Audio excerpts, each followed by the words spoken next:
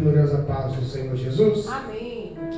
Estamos nesse culto poderoso, maravilhoso, grandioso, Aleluia. na presença do Deus vivo, Criador dos céus e da terra, poderoso e digno de glórias, é o nome santo do Senhor Jesus. Aleluia. Estamos aqui na casa do Pai para levarmos mais uma vez a poderosa palavra de Deus nessa noite de cura e de libertação, um culto específico para a cura e para a libertação. Amém. E Deus é bom, tem cuidado de nós, Deus é bom, tem velado pela tua palavra em nossas vidas, amém? Amém. Deus me dera uma palavra que está no livro de Marcos, capítulo 14, Marcos, capítulo 14, louvado seja Deus. Capítulo 14, versículo 3 ao 9, o tema da leitura, o jantar em Betânia. Oh, glória a Deus. Louvado seja Deus. Aos que nos acompanham através do YouTube, aos que nos acompanham através do Facebook, em nome de Cristo Jesus. Glória a Deus. Se possível, pegue um exemplar bíblico. Desprenda-se em nome de Jesus dos seus afazeres. Dê crédito e priorize agora o poder desta palavra. Cristo deu uma palavra para o teu coração. Cristo deu uma palavra para mudar a sua história, mudar a sua vida. Ele é poderoso para tal. Não deu capacitação alguma, mas aquele que é o dono dessa palavra tem poder de convencimento do pecado, da justiça e do juízo. Abra o teu coração. Eu sei que Deus tem algo especial para a tua vida nessa noite, em nome de Jesus. Amém? Livro de Marcos, Novo Testamento, capítulo 14, versículo 3 ao 9. O tema da leitura, o jantar em Betânia. Amém? Amém. Louvado seja Deus. Diz assim a palavra, versículo 3. E estando ele em Betânia, assentado à mesa, em casa de Simão o leproso, veio uma mulher que trazia um vaso de alabastro, com unguento de nardo puro de muito preço, e quebrando o vaso, lhe derramou sobre a cabeça. E alguns houve que em si mesmos se indignaram e disseram: para que se fez este desperdício de unguento? Porque podia vender-se por mais de 300 dinheiros e dá-los aos pobres. E bramavam contra ela. Jesus, porém, disse: deixai-a, para que a molestais. Deixai-a, para que a molestais.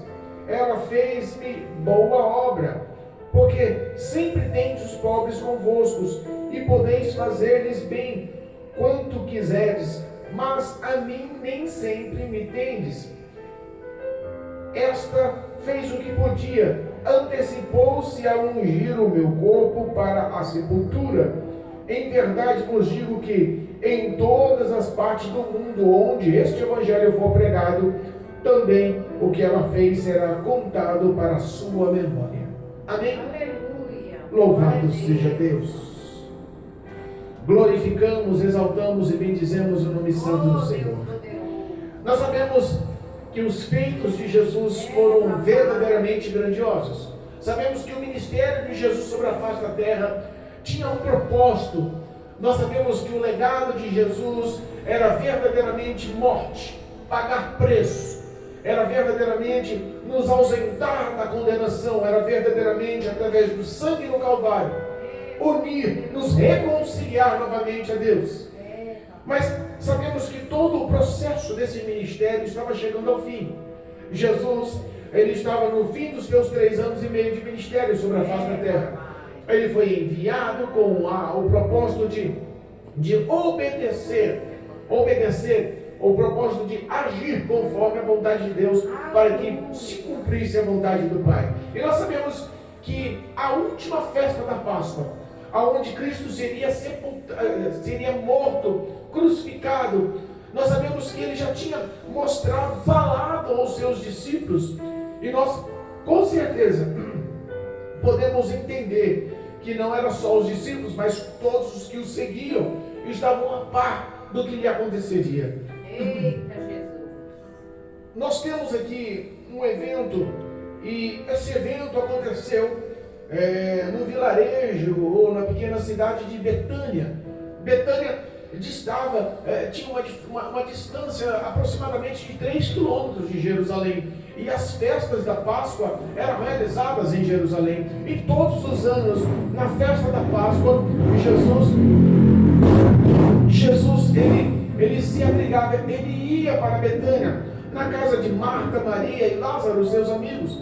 E ele esperava o momento adequado para seguir dali para Jerusalém, porque era perto. Mas nós sabemos que o acontecimento nessa última semana de Jesus, antes da Páscoa, antes dele ser entregue nas mãos dos sacerdotes e dos doutores da lei, dos principais, nós sabemos que foi uma semana verdadeiramente grandiosa e poderosa. Grandes feitos aconteceram. Pastor, que feitos foram esses? Primeiro, um dos maiores e mais marcantes milagres de Jesus, a ressurreição de Lázaro. Nós sabemos que na última semana a Bíblia nos ensina que Jesus foi chamado por Marta e Maria, porque deram-lhe a mensagem que Lázaro, o amigo que ele amava, estava adoecendo, e o adoecimento era grave, e nós sabíamos que Jesus tinha o comando e o controle, e depois de 4 dias que ele chega na casa de Marta e Maria, Lázaro já estava morto e sepultado. E o feito que Jesus fizera naquela cidade em Betânia chamou a atenção de todas as cidades, de todos os que estavam ao redor, e levou grande fama àquele lugar, porque Jesus tirara da sepultura, dando ordem a Lázaro para que voltasse à vida, para que a morte se ausentasse. Nós sabemos da ação gloriosa e poderosa nesse feito. Após a ressurreição, a Bíblia fala que 6 dias antes da Páscoa, está lá em João capítulo 11, nós vemos a ressurreição de Lázaro, mas a Bíblia fala também, João fala no capítulo 12, que após a ressurreição, 6 dias antes da Páscoa, 6 dias, Marta, Maria e Lázaro decidem oferecer uma ceia, um jantar, um banquete, para comemorar justamente a ressurreição do irmão. Nós sabemos que Jesus estava na casa, estava na mesa, os seus discípulos e um grande número de pessoas que o seguiam, mas sabemos que aquela ação foi marcada por uma ação diferenciada. Marta, 6 dias antes da Páscoa, 6 dias antes, nesse banquete oferecido pela ressurreição de Lázaro um dia anterior, ela faz uma ação notória. Ela pega um perfume preciosíssimo. Está lá em João capítulo 12. E essa mesma ação, ela se repete nessa versão, só que não dessa vez, não na casa de Marta, Maria e Lázaro, mas em outro local, na casa de Simão, o leproso. Nós vamos entender o ocorrido, entenda, lá na casa de Marta e Maria e Lázaro, onde eles estavam oferecendo essa ceia, a Bíblia fala que Maria derrama, ela joga, ela lança aos pés de Jesus, ungindo os pés de Jesus com esse perfume raríssimo, e seca os pés de Jesus com os seus cabelos. A casa se enche de perfume. Aleluia. E naquela ocasião, os discípulos já estavam sentindo e liderados pela voz de Judas Iscariotes. Ele liderado pela voz de Judas Iscariotes, nós sabemos que houve uma represália contra Maria. Por que desperdício? Porque jogar um perfume tão caro, um óleo de unguento tão caro, vale 300 denários ou 300 dinheiro. É muito, podia vender esse produto e dar aos pobres, mas Jesus já tinha relatado ao seu amigo João o que estava acontecendo no íntimo. Judas Iscariotes estava mostrando preocupação aos pobres, mas essa não era a intenção do coração dele. A Bíblia fala que o próprio Jesus expressa, e João expressa em seu livro, que o próprio Jesus disse que ele não estava preocupado com os pobres, mas ele estava preocupado com o dinheiro, porque ele era espécie de um tesoureiro, ele que andava com o alforje, com a mala de dinheiro, que era bancado pelas mulheres, pelas viúvas. Todo o ministério de Jesus passava pelas mãos de Judas Iscariotes e constantemente, a Bíblia fala, o próprio Jesus diz no livro de João capítulo 12, que Judas roubava, ele era ladrão, ele tirava o dinheiro que era ofertado. Meu Deus. Há alguma semelhança nos dias de hoje? Eita, papai. Existe ainda Judas Iscariotes dentro das igrejas, sendo tesoureiros, manipulando o dinheiro, e em vez de um uso para o ministério, estão roubando e levando para si, estão roubando e levando proveito próprio. Essa era a ação de Judas, e foi desmascarada por Jesus falando a João, e João, no capítulo 12, ele expressa alto e claro. E Jesus mais uma vez fala que aquela mulher fez uma boa obra, porque estava adiantando o tratamento do corpo, o perfumamento do corpo dele para a sepultura. Entenda que surgiu esse mesmo contexto, faltando 2 dias para a festa da Páscoa. Só que dessa vez, na leitura oficial que lemos, já não estamos falando da casa de Marta, Maria e Lázaro. Nós estamos falando da casa de um homem chamado Simão, o leproso. Os feitos de Jesus foram tão grandes, as ações benevolentes de Jesus foram tão grandes, o amor exposto por seus sinais em meio a todo aquele povo foi tão grande, que Simão foi mais um dos feitos que Jesus alcançara. Simão, morando em Betânia, obedeceu a si mesmo a ação de Marta e Maria, e a Bíblia fala que Marta e Maria foram convidadas na cidade, na aldeia de Betânia, para esse mesmo ceia, para esse mesmo jantar, só que dessa vez na casa de Simão. O agradecimento por Jesus ter lhe curado da lepra. Lepra era uma doença infeliz, lepra era uma doença sem nenhum tipo de cura. Lepra isolava o homem da sociedade, tirava o homem da sua rotina normal. Lepra cortava todo o futuro daquele homem. Aquele homem vivia em local adequado, à míngua, isolado socialmente, a vida era destruída, mas de repente esse Simão encontra-se com Jesus. Aleluia. De repente, ele se encontra, a Bíblia diz que Jesus o cura. Olha aí. O agradecimento de Simão foi levar Jesus para sua casa, na cidade de Betânia, onde tinha ressuscitado Lázaro. Nós entendamos que o contexto é bem parecido. Entra uma mulher na casa, essa mulher Maria, irmã de Marta e de Lázaro, e faz a mesma ação, só que dessa vez muda o contexto. Lá na casa de Marta e Maria, ela unge os pés. Dessa vez, ela derrama esse perfume raríssimo na cabeça de Jesus. Provavelmente Jesus sentado à mesa. Ela derrama, cobre, reveste o corpo. E vamos entrar no contexto. Vamos tentar entender qual é a ação, qual é a situação espiritual. Entenda, gratidão talvez seja o maior símbolo de amor a Deus. É verdade. Porque Deus, Ele amou o mundo verdadeiramente, deu a Cristo Jesus, mas poucos são os que reconhecem isso com ações. A grande maioria das pessoas falam da boca para fora, louvam ao Senhor da boca para fora, mas o coração está vazio. Às vezes estão dentro da igreja, cantando, louvando, entregando, mas os sentimentos, o coração, os pensamentos estão longe.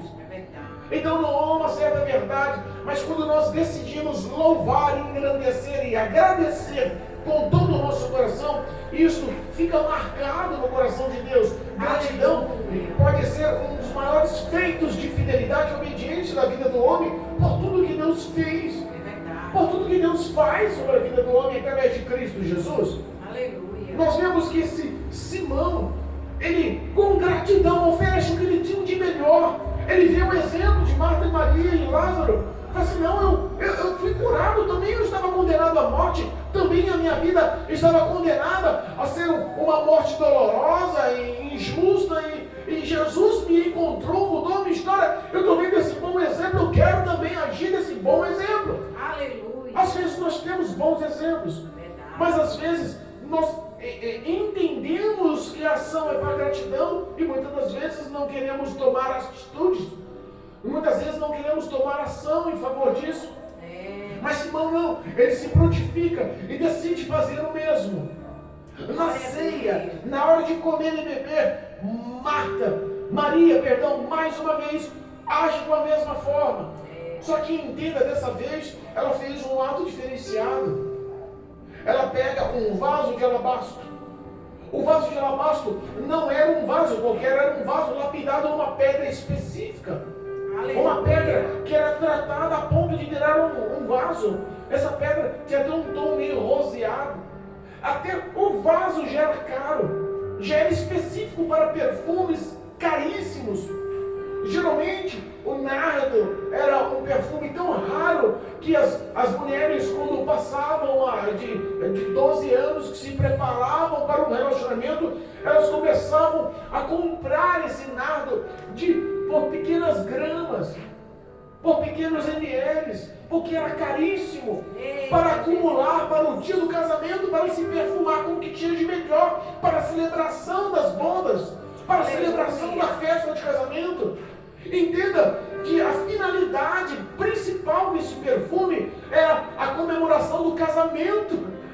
E às vezes nós não entendemos, mas todo o nosso sofrimento espiritual de batalhar por esse evangelho nos acumula talvez um perfume raro, um incenso raro, uma ação rara espiritualmente que está sendo acumulada para o dia da celebração do encontro da noiva do Cordeiro com Jesus Cristo, o noivo dos céus. Existe uma simbologia, essa simbologia tem que ser levada em consideração, porque o que ela estava ali oferecendo para Jesus, em derramar aquele nardo na cabeça, não era uma coisa simples.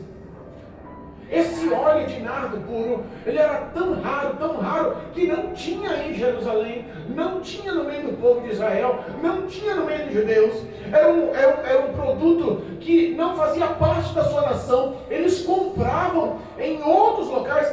Na cordilheira do Himalaia tinha uma certa planta ressecada que eles iam buscar, e era um tratamento intenso para pressurização e para arrancar as pequenas gotas daquele tipo de perfume. Tradução: era difícil de ser encontrado, era difícil o preparo, e ele era vendido por pequenas gramas. Eu fico imaginando que até no ato do comércio desse perfume, eu fico imaginando Maria chegando para comprar. Eu imagino que o vendedor ou a vendedora desse perfume pensou: não posso te vender tudo que tenho. É raro, é difícil, eu tenho uma clientela a satisfazer, eu tenho encomendas a satisfazer, mas Maria chega e fala assim: não, eu quero comprar tudo que você tem. Eita glória! Entenda, uma libra naquela época era equivalente a umas 450, 500 ml daquele perfume. E era aquilo, um valor tão excedente, tão grandioso, que 300 denários era comparado a um ano de trabalho braçal para pagar. Então vamos entender qual é a dedicação de Maria. Papai. Para agradar a Cristo Jesus. Oh, meu Deus. Ela trabalhou um ano com trabalho forçado. Pegou as suas economias, os seus esforços, e decidiu dedicar uma honra suprema ao Senhor. Aleluia, meu Deus. Eu fico pensando, qual é o nosso melhor para com Deus? Teríamos coragem de trabalhar um ano para comprar um perfume, para lançar aos pés de Jesus? Oh, meu Deus. Para lançar a cabeça. Geralmente, quando o perfume é muito raro, a gente não derrama um frasco todo. Repara que é poucas gotas para que o perfume fique agradável, para que verdadeiramente o ambiente mude, para que seja aceitável. É verdade. Mas Maria, ela queria mostrar o melhor. Ela não pega aquele frasco e faz como estava na casa, unge só os pés. A Bíblia fala que ela pega aquele frasco de alabastro e quebra ele. No mínimo pegou alguma coisa mais pesada e quebrou ele, e pegou o que estava quebrado e derramou sobre a cabeça de Jesus sentado à mesa. Aleluia. O que ela quis dizer com isso? Poucas gotas bastariam, mas hoje eu não quero só poucas gotas, eu quero quebrar o protocolo, porque eu sei que o que eu tenho, tudo que eu tenho, o melhor que eu tenho, todo o esforço que eu tenho, em um ano de trabalho, eu quero abrir o meu coração e expor para o Senhor agora. Derrama todo aquele frasco, todo aquele vaso de alabastro, todo aquele unguento preciosíssimo, caríssimo, na cabeça de Jesus, e nós estamos falando de uma mulher pobre, nós estamos falando de uma mulher que mora numa aldeia, nós estamos falando de uma mulher rica, nós estamos falando de uma mulher de nome, com condições, nós estamos falando de uma mulher que decide agradar. Aleluia. E sabe que quando nós paramos para analisar, parece que as mulheres verdadeiramente querem agradar mais a Jesus. Nós temos alguns relatos bíblicos que nos mostram isso. Aleluia. Sabe por quê? Como assim, pastor? Que história é essa? Para pensar. Em volta de Jerusalém, em volta da Galileia, todas as cidades circunvizinhas que foram alcançadas pelo ministério do Evangelho de Jesus, ao qual Jesus fez questão de caminhar 204 cidades, percorrendo a pé. Quem estava com ele? Os discípulos e as mulheres. Aleluia. E sabe quem pagava no percorrer de 3 anos e meio, andando essas 204 cidades? Quem pagava, quem bancava o alimento e as necessidades de tudo que era necessário? As mulheres. Glória a Deus. Atenuado, nós estamos falando aqui que quando Jesus, ele olha para aquela mulher derramando bálsamo e vê a crítica, e vê a perseguição, vê as falácias dos discípulos, ele defende essa mulher. Ele fala assim, ela fez uma coisa boa, ela está preparando o meu corpo para o sepultamento. Olha aí. Até no ato do sepultamento, o ato da crucificação, quem estava lá? Tirando João, todos os discípulos correram. Meu Deus. Quem estava lá? As mulheres. As mulheres. Aleluia. As que seguiam. Olha aí. Marta e Maria faziam parte. Glória a Deus. Quem estava lá? Vendo Cristo sendo crucificado, com o risco de ser apontada, com o risco de ser morta. Tirando João, as mulheres. Aleluia. Quem que caminhava atrás de Jesus, daqueles discípulos, para abastecer, para bancar as mulheres? Nós vemos outra ação que mostra que não é pelo valor, mas é pelo sentimento, pelo amor ao Evangelho. Aleluia. Glória a Deus. Me vem à mente a parábola da viúva pobre, Lucas 21. É verdade. Jesus com os discípulos, vendo todos os grandes sacerdotes, os grandes doutores da lei, os grandes ensinadores depositarem as suas ofertas no gasofilaço em meio a todos, botando valores exorbitantes, botando grandes quantias, fazendo orações, mostrando toda a tua grandeza, o teu nome, as suas riquezas, se gabando que tinham e não tinham. E de repente, uma viúva deposita ali 2 pequenas moedas. Aleluia. E Jesus enfatiza, olha, eu conheço o coração de todos aqueles que estão depositando muito. Olha aí. Eu sei que a verdade do que eles estão depositando, que é muito, na verdade é pouco, porque eles têm muito mais. Eles estão dando do que sobra. Meu Deus. Não é a fidelidade, eles só querem mostrar aos outros. Olha aí. Mas essa viúva não. Ela não tem mais nada. Tudo que ela tem para sobreviver, para se alimentar, para se manter, tudo que lhe resta são 2 moedas. E ela depositou com amor no gasofilaço. Oh, Jesus. Perdão. Aleluia. Então, ele expressa, essa viúva deu mais do que todos os outros. Olha aí. Eu fico imaginando, o que nós estamos fazendo para o Evangelho? O que nós estamos fazendo para a glorificação do nome de Cristo Jesus? Aleluia. Eu não estou falando sobre valores, eu estou falando sobre fidelidade. Eu não estou falando em pôr dinheiro para enriquecer igrejas, para enriquecer pastores. Isso daqui não é uma propaganda de teologia da prosperidade. Isso não é de Deus. Eu estou falando para o sustento, do mantimento, para que não falte na casa do Senhor. E eu estou falando não só do dinheiro, eu estou falando da dedicação, do amor a esse Evangelho. Aleluia. O que nós estamos fazendo para esse amor? O que nós estamos se dedicando para mostrar esse amor? Parece que não, mas ainda existem pessoas tramando como sacerdotes, tramando, olha só, no capítulo 14 de Marcos, o versículo 1 diz assim, ó, e dali a 2 dias era a Páscoa e a festa dos pães árduos, e os principais dos sacerdotes e escribas buscavam como prenderiam com dolo, com intenção, querendo e matariam a Jesus. Sabe que essa mesma intenção continua nos dias de hoje? As pessoas estão vendo de todas as formas o Evangelho ser caluniado, o Evangelho com todo tipo de defamação. E muitos estão tentando matar esse Evangelho, como esses, com todo tipo de situações errôneas, mostrando tantos vexames, tanta coisa errada nas igrejas. Meu Deus, E na verdade é a ação de muitos religiosos, como esses sacerdotes e escribas, com o intuito de matar a Cristo. Da mesma forma está agindo nos dias de hoje. Jesus. Pessoas que em vez de amar a Cristo e ver todo o teu ser focado no que diz a palavra, em amar a Deus sobre todas as coisas, com toda a tua mente, todo o teu coração, com todas as forças, em vez de pensar e verdadeiramente mostrar esse amor na prática, sabe o que fazem? Tentam matar a igreja lançando o mundo dentro. Meu Deus. Com intenção. É verdade. Com intenção. Meu Deus. Jesus nos ensina verdadeiramente que o Evangelho se resume em amar. Aleluia. Quantas vezes negligenciamos esse amor?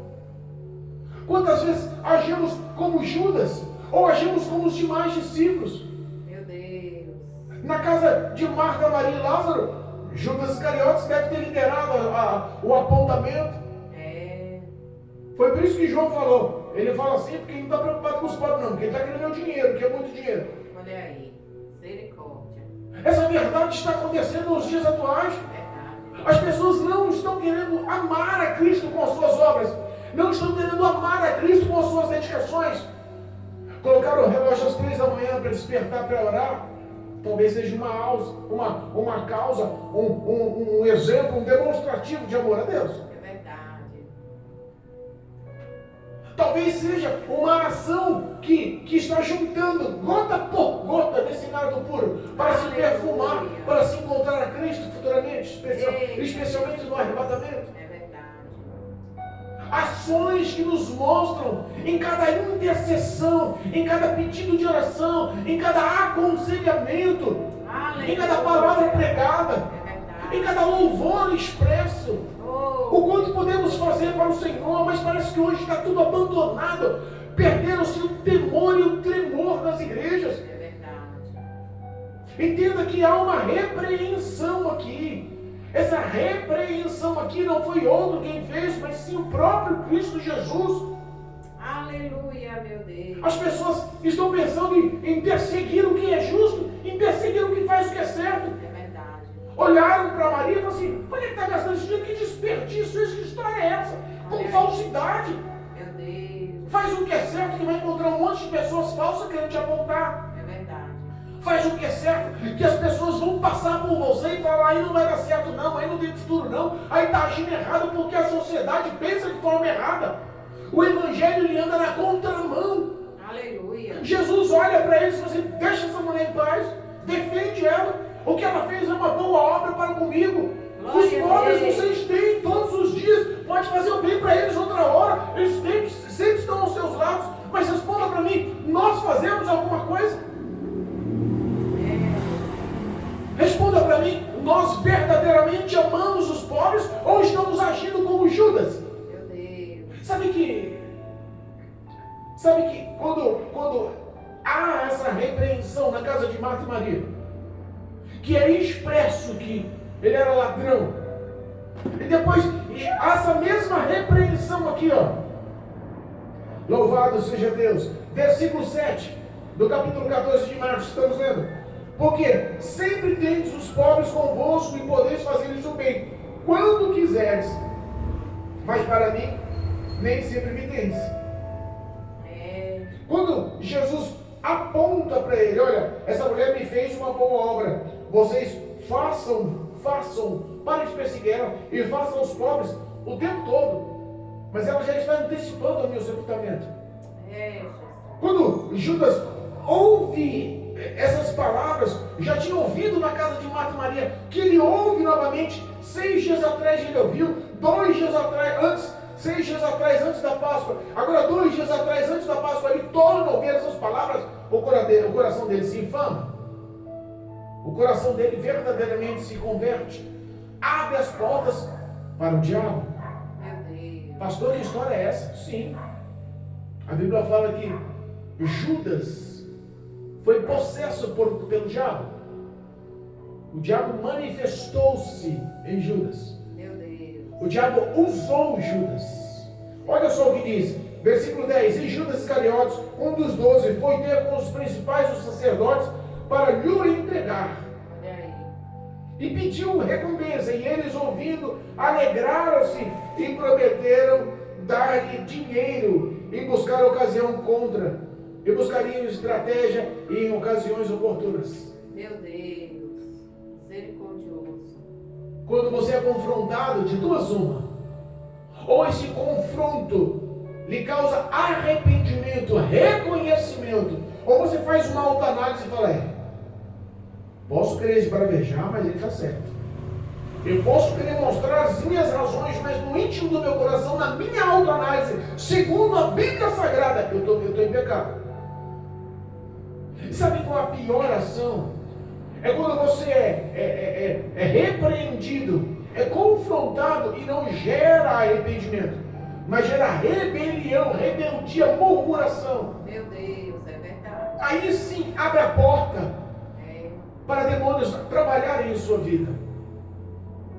Agora fala que o diabo se apoderou de Judas. Agora responda, Judas estava torcido no chão, com as mãos para trás, com voz grossa, estava lá babando, contorcendo o rosto desfeito, ele estava manifesto.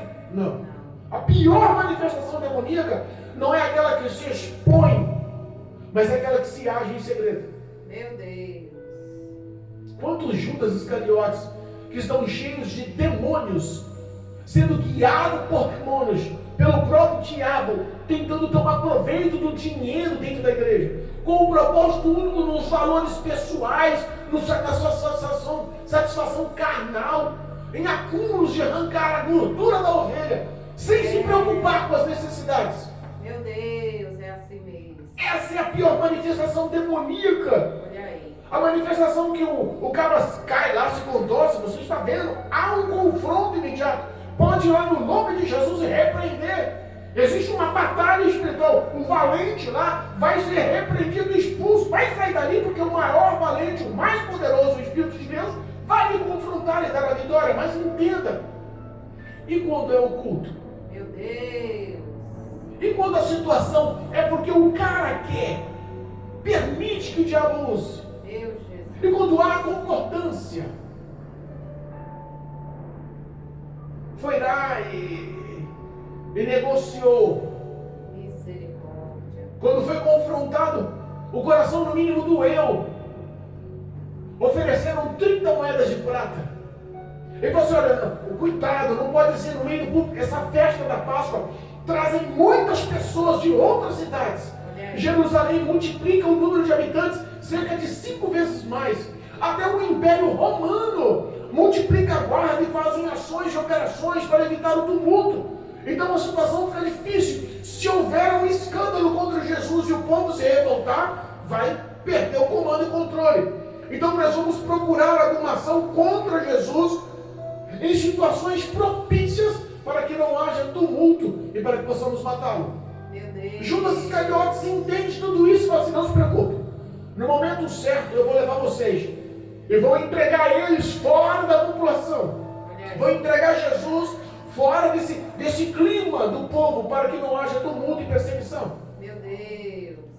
Quantos vocês vão me dar? 30 moedas de prata. Preço de um escravo. Meu Pai. Entenda aonde leva o coração do homem se não houver arrependimento. Sabe qual foi a história? Sabemos a história. Cristo foi pego, maltratado, esbofeteado, apanhou, cuspe, humilhado, foi chicoteado, foi coroado com uma coroa de espinhos. Meu Deus. O sangue esvaiu-se em suas mãos aos pregos perfurarem os seus pés. Nós sabemos que a morte de cruz era para homens que eram considerados malditos.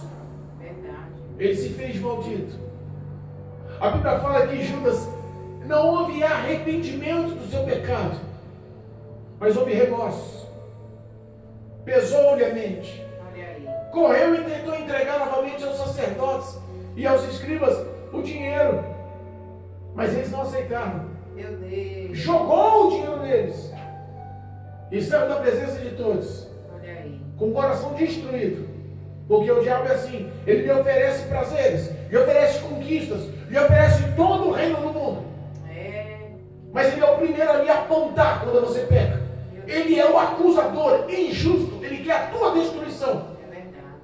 A Bíblia fala que ele vai e se enfoca numa árvore, Meu Deus. se suicida. Deus, Jesus. Sabemos que o destino de um homem que tira a sua vida, segundo a Bíblia, é condenação. Nós não estamos falando de uma pessoa estranha. Nós não estamos falando de um homem qualquer em Jerusalém. Nós estamos falando de um dos 12 que recebeu o poder, tinha um legado. Era para levar o nome e o evangelho de Cristo, para propagar os sinais. Era para levar o evangelho para todas as nações. Esse era o propósito, espalhar. Ele era um dos escolhidos. Dentro da igreja tem pessoas que tem esse mesmo chamado, esse mesmo propósito, tem esse mesmo legado, mas decidem se corromper, em vez de ser confrontados e arrepender-se, não, decidem sofrer do dinheiro alheio, roubando, sendo ladrão.